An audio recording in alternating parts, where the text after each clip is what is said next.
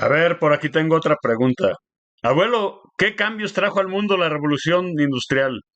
Te respondo. La revolución industrial hizo que muchísima gente del campo dejara sus tierras o las tierras que trabajaba para ir a laborar en las fábricas de las ciudades. En el campo aquellas gentes vivían con pobreza, pero tenían sus tierras propias y no estaban sometidas a un patrón. O bien eran medieros, es decir, gente que trabajaba a medias tierras que no les pertenecían.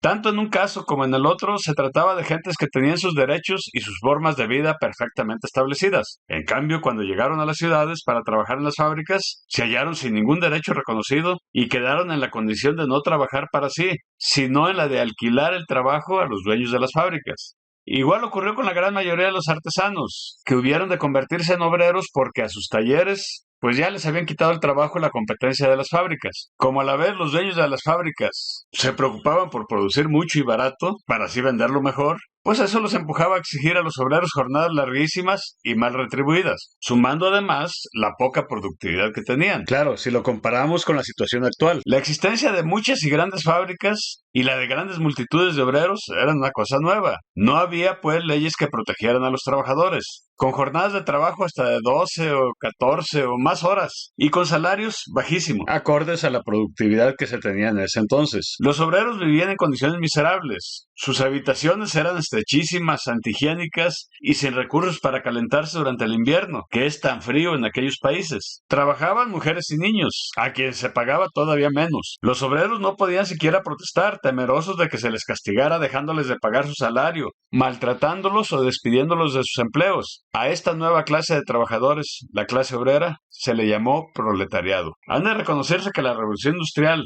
buena en sí, significaba un gran avance en las técnicas de producción y que a la larga ha resultado en ser la máquina más eficiente con la cual han logrado sacar de la pobreza a mucha más gente. Pero en los primeros tiempos de su desarrollo, los obreros no solo no se beneficiaron en ella, sino que a causa de ella se les explotó sin consideración alguna. No obstante, poco a poco los obreros se fueron bien dando cuenta de su derecho a exigir mejor trato, considerando que sin ellos se paralizarían las fábricas. También comprendieron que para lograr mejores condiciones de vida era conveniente estar unidos, y entonces se empezaron a formar uniones de obreros, mutualidades y sindicatos. Los patronos, por su parte, advirtieron también que si los obreros se unían, dado su gran número, podían triunfar en sus demandas, de modo que se opusieron a la formación de mutualidades y los sindicatos. En esto los gobiernos ayudaron a los patronos, pensando que si estos no tenían todo el poder, las fábricas producirían menos y la economía del país se perjudicaría. De aquí resultó que los patronos, apoyados por los gobiernos de su respectivo país, trataron por todos los medios posibles de mantener al proletariado en estado de miseria e indefensión en que se encontraba. En su lucha por mejorar las condiciones de vida y beneficiarse del progreso industrial, los obreros encontraron el apoyo de varios pensadores que los ayudaron con sus escritos y actividades. Bueno, a muchos de ellos se les llamó socialistas utópicos. Los principales, pues estaba el inglés Robert Owen, industrial que efectivamente aplicó aquellos principios que se le considera el creador del cooperativismo,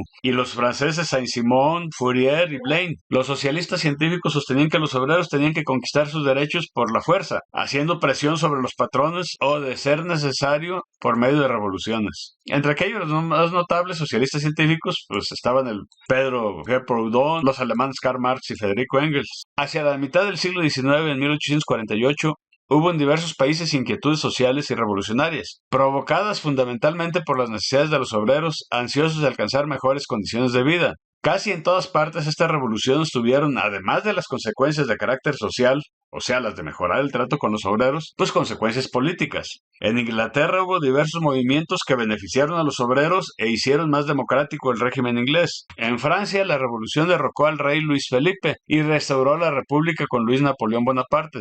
En Alemania y en Italia, los movimientos revolucionarios sociales de 1848 repercutieron en los movimientos nacionalistas, esto es, en la aspiración de conseguir la unidad nacional en cada uno de estos países. Si las revoluciones de 1848, de manera general, no consiguieron dar a los obreros y proletariados de todo lo que necesitaban, sí mejoraron su situación. Después, paulatinamente a lo largo del siglo XIX y del XX, los obreros fueron consiguiendo, junto con el reconocimiento de sus derechos, mejor trato y mejores condiciones económicas. Sin embargo, esta revolución no ha sido paralela en todos los países, ni en todos se ha llevado a cabo en un mismo tiempo, y por supuesto, no ha terminado aún. Sin embargo, ya lo veremos en los siguientes videos, el nacimiento del comunismo.